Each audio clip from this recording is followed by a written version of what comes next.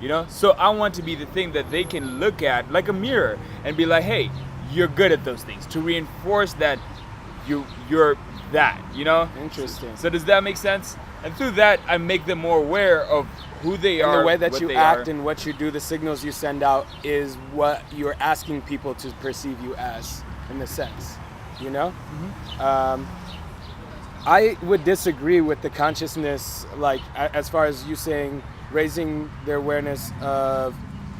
conscious awareness of people in the same aspect when we bring it back to Westworld, like how does a host become self-conscious, right? I don't think it's that like, hey, you're good at this, do that, because there's the essence of what you are and what you're doing, right? And there's a divorce between those two. Those are always different, because a lot of people, you'll meet somebody and you'll ask them, hey, who are you? And they're like, yeah, I'm a salesman, I'm a teacher. I'm like, no, you're not that. You're not that. You're doing sales and you teach, but you aren't that. You know, you can wake up tomorrow and have different thoughts and become something else. You know what I'm saying? So for me, if someone is consciously aware, or their conscious awareness has been raised, they know that, and they know that they are first and foremost, they're a conscious observer. They're just conscious, right? Yep. And whatever they choose to do, they have the option. They're not stuck like they weren't hatched from some egg as a teacher. It's like, this is what I was gonna be, a teacher. Like, that's weird. Like, that's what I thought. You have the option in every scenario based on whatever you want to do.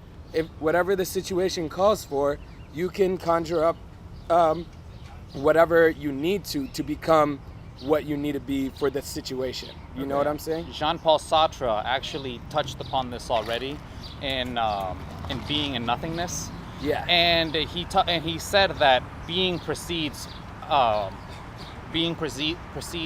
essence, which is exactly what you're saying. It's that you're born, and then afterwards you go and seek an essence that actually brings forth some sort of meaning to your life, right, as opposed to the older Greek way of looking at it, which is that you were born with an imbued essence by the gods, already. and the gods make you a certain way, and then Polycat could come by and be like, hey, you're really good at that thing the gods told you to do, so be good at that.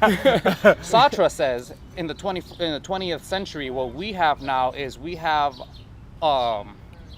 absolute freedom, but with that freedom also comes the cage of the freedom, because we have to understand that although we don't have to do any one thing, as you said, we can live without bad faith, which is the technical term for what you're talking about, when you don't when you're completely cognizant that although you're doing an action, that action doesn't represent you. It is just something that you are doing at that moment, and it might be perhaps because you're enjoying it or because of the necessity of the moment, but it isn't because that situation actually imbues you with your essence. Right. It's just another moment. It's just another moment that moment that you're doing, and because of that, you don't petrify yourself to that one mentality of life. You don't wake up every morning and be like, well, I'm an office manager and that's what I'm going to do every single day, because that's what I was pre-programmed to do. Right. Which, if we're going to bring it back to Westworld, is another reason why I can't have any sympathy for hosts, because that's exactly what they have. Their essence preceded their being. Every single one of the stories that they had was something that was already pre-created, then they created the host, which is the shell, as they mentioned even in the story, which then they pour into like a cup with that story, and then it gets to be a good little cup. Oh, I endorse calling hosts cups, which is why I have no sympathy for Other them. people too. No. Hey, man, shout out to Dolores. Yeah, that's what. Yeah, come at me, Dolores. All right. In the comment section.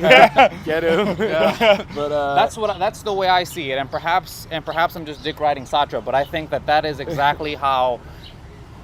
That's a very pragmatic way to look at it, because it keeps you from having to be so jailed into the one thing that you're doing. Like for example, a lot of us mid 20-year-olds went to college for X thing. You had to go and get a major at X thing, and because of that, because it costs money, because it costs hours in terms of keeping your scholarship, all of those situations, every instance that goes along with that, it requires your personality to reshape itself and petrify itself into being the doctor, to being the psychologist, to being It's literally a whatever, program. You're whatever. literally getting programmed in Yeah, school it's to be that. it's an inculcation. It's Right. an inculcation system that through proper networking through other people, it's essentially a hive mind, because you have other students keeping you also in line. Yeah. Because Feedback. that's Oh, a feedback loop, shit. and that's why it's always been said that your friend, like, show me your friends and I'll show you yourself. Hey, guys. Because here we go, and that's because they're the ones that continuously keep giving you either approval or rejection in terms of the feedback loops that you're running.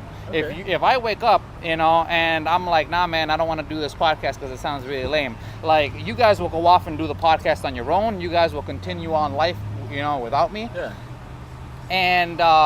And you guys will try to distance yourself away from me, from artistic pursuit situations like this, because I'm not down with it, and you don't want to be around that kind of aura. Right. It won't feed back into what we're. Yeah, exactly. Because I will. true. Yeah, because I will poison the well, essentially, in terms of the that's how kind of stem cells situation. Don't do that. I'm trying to drink some water. Yeah.